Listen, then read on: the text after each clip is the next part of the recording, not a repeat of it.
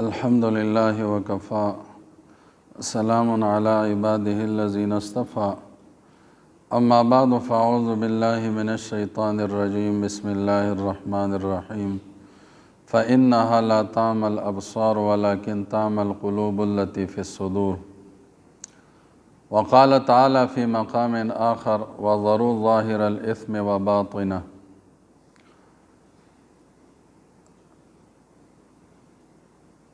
وقال النبي صلى الله عليه وسلم إن لكل شيء سقالة وإن سقالة القلوب ذكر الله أو كما قال عليه الصلاة والسلام سبحان ربك رب العزة عما يصفون وسلام على المرسلين والحمد لله رب العالمين اللهم صل على سيدنا محمد وعلى آل سيدنا محمد وبارك وسلم. دا الله رب العزت د حکم خلاف ورزی کول د نبی علیہ الصلوۃ والسلام د سنت مخالفت کول دیتا گناه ویل کیږي او د دغه گناه د پرې خودو الله رب العزت مونږ تاسو ته حکم را کړی دی وذروا ظاهر الاسم وباطنه تاسو ظاهری باطنی ټول گناهونه پرېږدئ. په گناه د وجې نه د انسان زړه بې نوره کیږي، زړه کې ظلمت پیدا کیږي او د نیکۍ د وجې نه هغه زړه کې نورانیت پیدا کیږي. نو د گناهونو ډایرکټ اثر د انسان په دې زړه باندې پروزي. په دې سره د انسان د زړه کې ظلمت پیدا کیږي. قرآن پاک نه دا خبره ثابته ده چې د هرې ګناه څلور قسمه اثرات د انسان په دې زړه باندې پروزي. څلورو طریقو سره دا زړه متاثره کیږي. لومبی د ګناه د وجې نه د انسان د زړه ته زنګ ولګي، دا زړه زنګالود شي او د دغه زنګ په وجه باندې د دې په نتیجه کې دا انسان بیا د نیکو اعمالو د لذت نه محروم شي. نیک اعمال بده کوي خو اسه عادتاً به کوي خو د هغې څه لذت او خوند به درته نه محسوس کیږي. حالانکه څنګه چې مادي دنیا کې موږ تاسو ګورو چې د هر یو څیز یو خپل ټیسټ او خوند شته دی. د چینی او د ګوړې خپله ذایقه ده، د مالګې خپله ذایقه ده، دارنګې د مختلف قسمه فروټ دي د هغې خپله ذایقه ده. نو مادي څیزونو کې ذایقه او ټیسټ شته دی. دغه رنګې روحاني دنیا کې روحاني اعمالو کې هم الله رب العزت خپل یو اثر خیر ټیسټ خیر. خدا اثر او ټیسټ څنګه چې مادي دنیا کې انسان روغ رمټي نو دی په خوند پوهیږي د څیزونو، او چې کله دی بیمار شي لکه د تبې مریض نو دی خوله کې مو وایي زهر دی، خوږ څیز په ده باندې تریخ لګي، بې خونده لګي، د څیزونو په ذایقه باندې بیا د انسان نه پوهیږي. دارنګې چې د زړه ته زنګ ولګي د ګناه د وجې نه نو انسان د نیکو اعمالو د لذت نه الله محرومه کی، دی بیا د مس په خوند نه پوهیږي، د قرآن د تلاوت نه دی لذت نشي اخیستی، او دارنګې د الله تعالی د ذکر نه دی دته هغه سرور نه میلاویږي. او دویم اثر د ګناه په دې سره دا زړه ړوند شي. ړوند ګناهونو سره زړه ړندېږي، زړه ورسره ړندېږي. ته به وایې چې زړه څنګه ړندېږي؟ موږ خو سترګې لیدلې چې دا ړندېږي. نو الله رب العزت فرمایي قرآن کې چې نه، دا زړونه ړندېږي. فإنها لا تعمى الأبصار ولكن تعمى القلوب التي في الصدور. وایي دا سترګې ړندې نه دي بلکې هغه زړونه یې ړندې دي چې کوم په دې سینو کې دي. د ګناه د وجې نه هغه زړه ړوند شي. خالد بن معدان رحمه الله دا یو تابعی دی، هغه فرمایي ما من عبد الا وله 4 اعین، و هر یو بنده له الله تعالی 4 سترګې ورکړي دي. عینان فی وجهه یبصر بهما امر الدنیا، وایي 2 سترګې د په دې مخ کې دي، په هغې سره دی د دنیا د امور ویني، د دنیا لارې کوڅې کندې کپرې د هر څه په دې سره دی ویني. او عینان فی قلبه یبصر بهما امر الاخره، او وایي 2 سترګې په دې زړه کې دي، په دې سره دی د آخرت امور ویني. آخرت امور ویني، جایز ناجایز، حق او باطل، حرام او حلال، په دې کې دی تمیز کوي. وایي څنګه چې د انسان دا ظاهري سترګې ړندې شي، نو وایي دی د بصارت نه محرومه شي. بیا د دنیا امور د ته بیا نه ښکاري، د دنیا لارې کوڅې کندې کپرې بیا دی ټکرې خوري، غورځېږي. وایي دغه شان چې د زړه په سترګو باندې ړوند شي انسان، دی د بصیرت نه محرومه شي، دی بیا د دین په لاره کې ټکرې خوري. دی به حق ته باطل وایي، باطل ته به حق وایي، حرام ته به حلال وایي او حلالو ته به حرام وایي، جایز ته به ناجایز وایي او ناجایز ته به جایز وایي.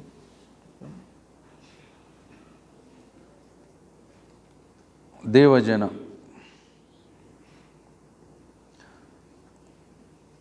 الله رب العزت فرمایي ان تتقوا الله یجعل لكم فرقانا. وایي که چېرې تاسو الله تعالی نه تقوا اختیار کوئ، د الله نه ویریږئ، د الله نافرماني پرېږدئ، ګناهونه پرېږدئ، یجعل لکم فرقانا، نو الله به دله نور فرقان درکړي. نور فرقان څه ته وایي؟ النور الفارق بین الحق والباطل. داسې یو نور به الله درکړي، داسې یو نور چې په هغې سره به ته حق او باطل پیژنې. حق او باطل پیژندل به دلته آسان شي. نو کم یو انسان چې د ګناهونو نه ځان بچ کوي، بیا نو د هغې په نتیجه کې ولا الله تعالی بیا نور فرقان ورکوي، نور بصیرت ولا ورکوي. جایز او ناجایز د باندې بالکل واضح شي. حرام او حلال کې فرق هغه دته آسان شي. بیا دغه نور او حدیث کې راځي ان تتقوا الله اتقوا فراست المؤمن فانه ينظر بنور الله. د مؤمن د فراست نه ویریږي، د الله په نور سره قتل کوي، د الله په نور سره قتل کوي. نو حق او باطل ارس ورته واضح شي. بیا او دریم اثر د ګناه د انسان په دې زړه باندې، په دې سره د انسان د زړه باندې مهر ولګي د ګناهونو د وجه. قرآن کې الله تعالی فرمایي ختم الله علی قلوبهم، دې په زړونو باندې الله مهر وهلی. وقالو قلوبنا غلف، دا یهود وایي زموږ زړونو ته غلافونه ختلي دي. او ام علی قلوب اقفالها، بلکې دې زړونو ته وایي تالې دي. وجعلنا علی قلوبهم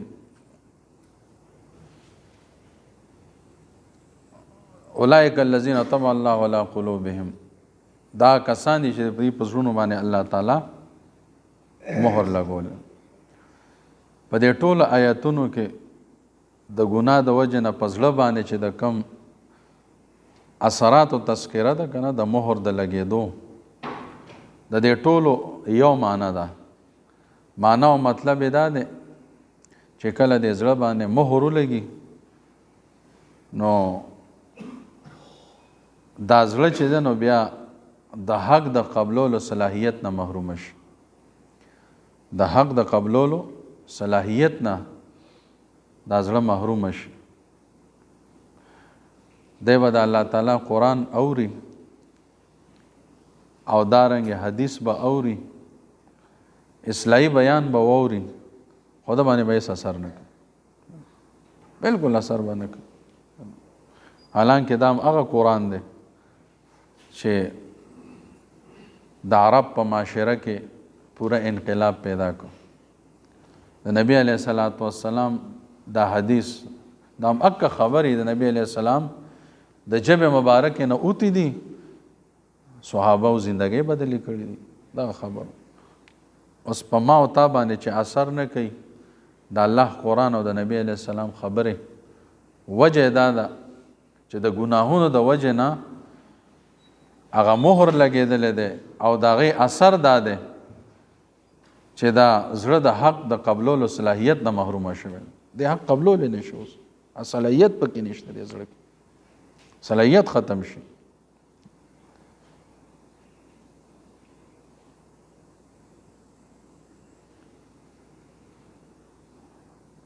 مجدد الفسانی رحمت الله علیه فرمایي چې بعض اوقات زه د انسان زړه باندې توجه اچوم، هغه توجه چې ده نو واپس راشي او په هغې کې ماته یو اواز محسوس شي چې په دې زړه کې زما دپاره ځای نشته، زړه کې زما دپاره ځای نشته. هغه زړه کې صلاحیت نه دغه توجه د قبلولو، دا د ګناهونو د وجه نه زړه د حق د قبلولو صلاحیت نه بالکل محروم شي. او دې وجه نه عطا اللہ شاہ بخاری رحمۃ اللہ علیہ نے فرمائل وچ او لوگو میں نے تمہیں اتنا قرآن سنایا، اگر میں کسی پہاڑ کو سنا دیتا تو وہ بھی نرم پڑ جاتا، اگر کسی چٹان کو سنا دیتا تو وہ بھی متاثر ہو جاتا، لیکن تمہارے دلوں پر کوئی اثر نہیں ہوتا، پتہ نہیں تم کس مٹی کے بنے ہوئے ہو. صبح نے بالکل اثر نہ کی. دا د ګناهونو د وجه نه بیا هېڅ شی اثر نه کوي، بالکل زړه د حق د قبلولو صلاحیت نه محروم شي. او پنځم اثر یې دا، څلورم اثر دا دی د ګناه چې په دې سره د انسان د زړه سخت شي، بیا زړه ورسره سخت شي. قرآن کې الله فرمایي ثم قست قلوبکم من بعد ذلک، وایي د دې د الله نافرمانۍ نه پس وایي د دې دا زړونه سخت شو، وایي او اشد قسوه فیک الحجارة، وایي دا زړونه چې دی که نه وایي دا په شان د ګټې دي، او اشد قسوه بلکې د ګټې نه هم زیات سخت. ولې وان من الحجارة لما یتفجر منه الانهار، وایي بعضې ګټې چې نه هغه اوچ وي د هغې نه نهرونه جاري شي. وان منها لما یشقق فیخرج منه الماء، او بعضې اوچ وي نو لږې اوبه ترې راوځي. وان منها لما یهبط من خشیة الله، او بعضې خو د الله تعالی د یرې نه اور غړي. نو د غره کې چې دا ګټ راورغړېده، سلایډینګ وشو، دا څیزونه دا وله چا دیکه نی ورکړي، چا وله ټیله نی ورکړي، چا رارغړولې نی، بلکې د الله تعالی یره پې دومره غالبه شي په دې کاڼو باندې هم چې دی د الله د یرې نه راورغړي. دا د الله قرآن وایي. نو کاڼې کې هم دومره دغه شته دی شعور او دغه چې د الله تعالی یره محسوسوي، د الله نه یریږي او د الله د یرې نه متاثره کیږي. الله یره پې دومره غالبه شي چې اوچ وي، د الله د یرې نه اوچ وي، اوبه ترې نه روانې شي، او بعضې اوچ وي نو لږې اوبه ترې راوځي، او بعضې د الله تعالی یره پې دومره غالبه شي چې ورغړي دغه ځای. نو چې کم زړه کې د الله تعالی یره نشته، نو موږ دا ویلو شو چې دا د ګټې نه هم زیات سخت ده. ځکه الله وایي او اشد قسوه د ګټې نم زیات سخت شي دا د ګناه د وجې نه دا زړه دومره داسې شي د ګټې نم زیات سخت شي الله تعالی قرآن کې الله تعالی فرمایي لو انزلنا هذا القرآن على جبل لرأيته خاشعا متصدعا من خشية دا قرآن ما په یو غره باندې نازل کړی وی کنه انو وی دا الله تعالی د یری نه بدار زر عزت له او انسان باندې اثر نه کوي انسان باندې اثر نه کوي او وجه څه د ګناونو د وجه نه زړه بیا دومره سخت کاڼي کې شعور شته دی موسی علیه السلام په یو لاره باندې تېرېده نو یو کاڼي باندې کاڼی پروت و د لارې غاړې ته نو د هغې کیفیت او حالت پې الله تعالی منکشف کو کاری که پې هغه کاڼي جړل نو موسی علیه السلام ورته وایي چې ته ولې جاړې ته خو مکلف هم نه وایي زه د الله د یارې نه انو ته پسې یارېږې تا سره خو حساب کتاب نشته دی ته ولې یارېږې مکلف خو نه او ورته کاڼی ورته څه وایي وایي ټیک ده مکلف نه یم خو ما دا اورېدلی دی چې الله رب العزت به د قیامت پر ورځ د جهنم اور تیزولو دپاره بړکولو دپاره بعضې کاڼي به ورته مولي انسانان او کاڼي نو زه کاڼی ما سره یاره د هسې نه چې الله تعالی د جهنم اور تیزولو دپاره ما ونیلي ورته چېرته جهنم اور ډېر زیات سخت دی دنیا د دې اور نه اویا چنده زیات سخت ما سره دا یاره موسی علیه السلام الله نه سوال وکړو یا الله دا کاڼی مکلف هم نه دی خو بیا هم ستا نه دومره یریږي چې دی اورېدلي دي که نه نو دغه ستا د یارې د وجې نه دی جاړي اوس نو یا الله د جهنم د اور نه دله پناه ورکړي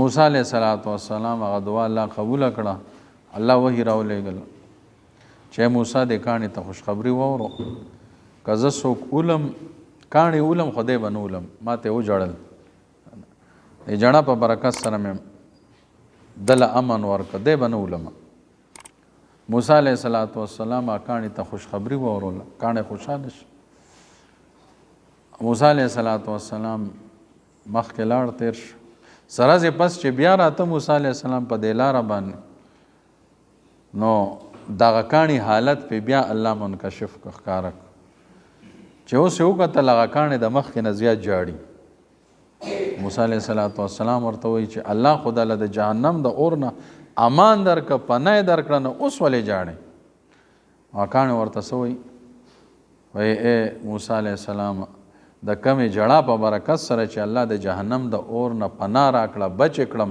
اوس هغه جړه څنګه پرېږدم د دې جړه په برکت سره خو د جهنم د اور نه خلاص کړم که نو کاڼی هم د الله تعالی د یارې د وجې نه جړام کوي چویم ورغړیم یو انسان دی چې د باندې هېڅ اثر نه کوي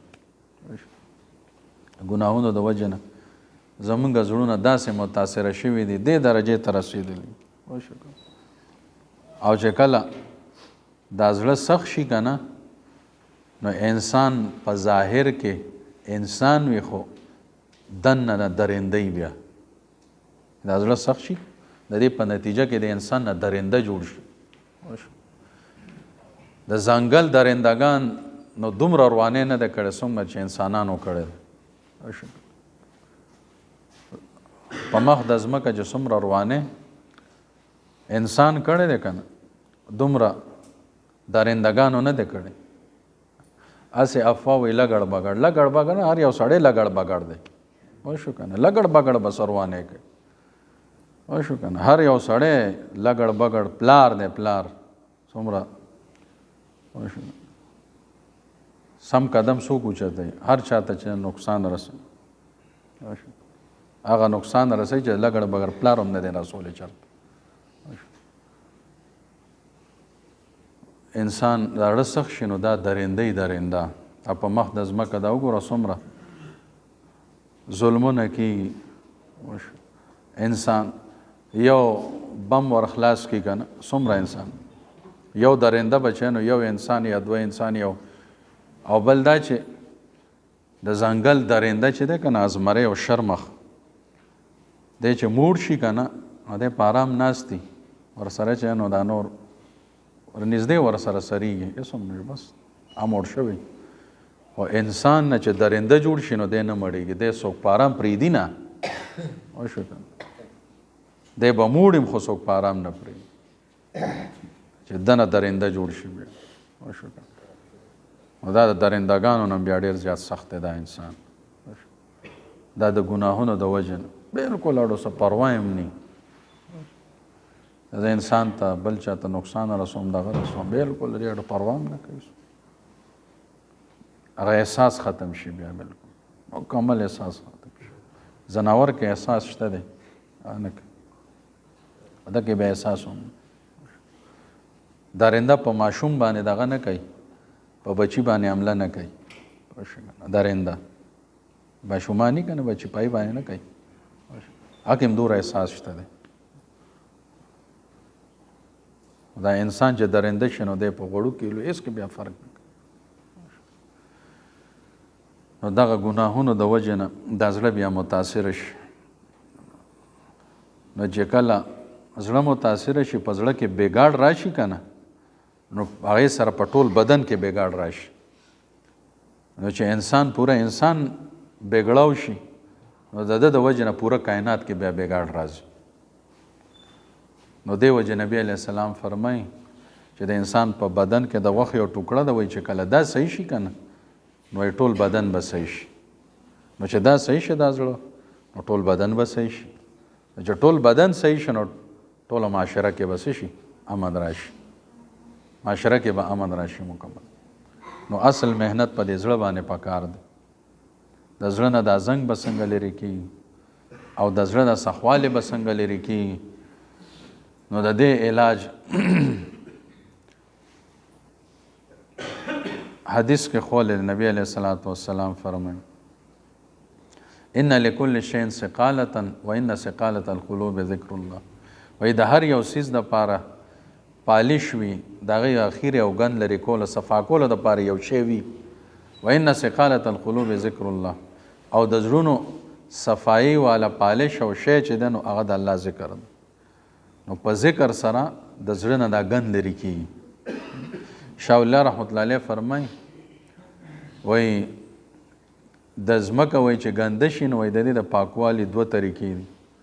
وایي یو دا چې باران تیز باران وورېږي او د باران هغه اوبه هغه شیبې باران د نجاست هغه اثر ځان سره وبهي ویړي ځان سره په یې سره ځمکه صفا شي باران سره. او دویم دا دی وایي چې د نور هغه شعاګانې تیز نور مسلسل په هغې باندې غورځېږي نو نجاست هغه اوسوځي، هغه اثر نجاست اوسوځي ختمېږي. وایي دغه شان وایي د زړه دا ځمکه چې ناپاکه شي که نه پلیته شي نو وایي د دې د پاکوالي وایي دوه طریقې دي. دغسې د زړه ځمکه چې پلیته شي ګنده شي نو یو طریقې چې نه وایي د الله هغه کثرت سره ذکر دی. وایي چې کثرت سره بنده ذکر کوي نو د ذکر د انوارات دا په دې زړه باندې پروزي د هغې باران په دې زړه باندې کېږي نو زړه نه د ګناهونو هغه نجاست ووینځي، صفایي کې ختمېږي. ځکه نبی علیه الصلاة والسلام فرمایي د هر یو څیز دپاره یو پالش دی صفا کولو یو څیز وي او د زړونو د صفایي څیز چې نو د الله تعالی ذکر دی. نو په ذکر سره چې نو د انسان د زړه صفا کېږي، د الله د انوارات هغه باران په دې زړه باندې ورېږي، دې سره د زړه صفا شي. او تانوی رحمت الله علیه فرمایل وایي د ځوانۍ په زمانه کې زما یو بزرګ سره ملاقات وشو. ما ورته ویل چې زما په دې زړه کې به د الله مینه محبت څنګه پیدا کېږي، د الله د محبت حرارت به په دې زړه کې څنګه پیدا کېږي. نو ما ته یې ویل چې اشرف علي هتیلیوں کو رگڑو، ولی دا لاسونه تلی ومگا داسې نو ما چې ومگا ہاں وی کیا محسوس کرتے ہو؟ میں حرارت محسوس کروں. لاسونه میں گرم شو. اچھا اور رگڑو. اچھا نور ومگل ہوئی اب کیا محسوس کرتے ہو؟ میں حضرت حرارت بڑھ گئی نورم نو ما ته چې اور رگڑو چې ما نورم مگل ماتے اب کیا آتے اب تو بس جلنے لگیں بس وہ خسوزی سم ہوئی ہما توی اشرف علی وہی ہتھیلیوں کو رگڑتے ہو تو اس سے حرارت پیدا ہوتی ہے، وہ اسی طرف جب اللہ کا نام لوگے، اللہ کے نام کی ضرب لگاؤ گے تو دل کو رگڑا لگے گا، بار بار ضرب لگاؤ گے، بار بار اللہ کا نام لوگے، بار بار رگڑا لگے گا، وہی بار بار رگڑا لگنے سے دل میں اللہ کی محبت کی حرارت خود بخود پیدا ہو جائے گی. اللہ دا محبت حرارت بدی په زړه کې خپله پیدا شي چې دا الله تعالی د نوم دا ضرب په دې زړه باندې لګي، دې ته رګړه لګي او بار بار ضرب لګي، بار بار رګړه لګي او دغه رګړې سره به د الله د محبت حرارت په دې زړه کې د خپله پیدا شي.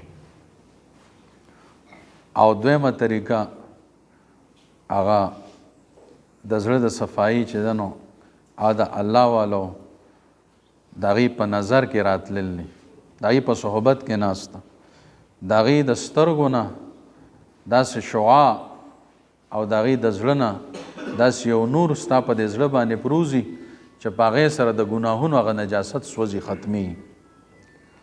ځکه حدیث کې راځي که نه العین حق، وی نظر حق دی، او یو حدیث کې دی وی دا نظر حق دی، وی دا اوخ چې دی نو وی کټوۍ ته رسوي او انسان قبر ته رسوي، نظر دومره خطرناک. نو چې د چا په نظر کې هیرس وي، لالچ وي، بدخواهي وي، د هغه نظر نه داسې یو زهریله شعاګانې وځي چې هغه ځناور کټوۍ ته او انسان قبر ته رسوي. نو چې کم یو نظر کې خیرخواهي وي، خیر وي او محبت والی، نو پای کې به اثر نه، نو د الله والو په دې نظر کې اثر یې بیا د هغې په نظر کې خیرخواهي چې دا انسان د ګناهونو نه بچ شي، د ګناهونو والا زندگی پرېږدي، نیک اعمال شروع کی، دا خیرخواهي نظر ده په نظر کې ده خیرخواهي. نو دغه نظر چې پروزي څنګه چې کم نظر کې لالچ او تم او هیرس وي نو هغه اثر کوي، نو چې کم یو نظر کې خیرخواهي نو هغه هم دقسې اثر کوي هغه انسان د زړه نه چې نو هغه د ګناهونو هغه لازت هغه زنګ هغه ترې نه ختم کړي، انسان په ژوند کې انقلاب پیدا شي. دې وجې نه زمونږ د ګناهونو د وجې نه زمونږ دا زړونه متاثره دي، د دې د چمکاولو د صفا کولو ضرورت دی. ځکه الله ګورې د صفا زړونو باپاري دی، د قیامت پر ورځ به د صفا زړونو باپار کوي الله تعالی. یوم لا ینفع مال ولا بنون، قرآن کې الله صفا ویلي، په دغه ورځ باندې به ګورې نه مال فایده ورکړي چاله، نه به اولاد فایده ورکړي. الله وایي ها الا من اتى الله بقلب سلیم، وایي چا چې ما ته قلب سلیم راړه که نه نو وایي دا به ورته فایده ورکړي. قلب سلیم څه ته وایي؟ چې هغه د تمام باطنی امراضو نه، بغض، کینه، حسد، تکبر، د هر څه نه لالچ، د هر څه نه بالکل صفای او د ګناه د ګندګۍ نه بالکل صفا شیشه څنګه چې الله ورکړو دقه شان صفای الله ته واپس وړي، نو دغه اړه به ورته فایده ورکړي. الله رب العزت دی زمونږ ستاسو زړونه بالکل صفا کړي، پاک او صاف کړي، د مرګ نه مخکې الله زمونږ ستاسو ټول ګناهونه معاف کړي. آخر دعوانا الحمدلله رب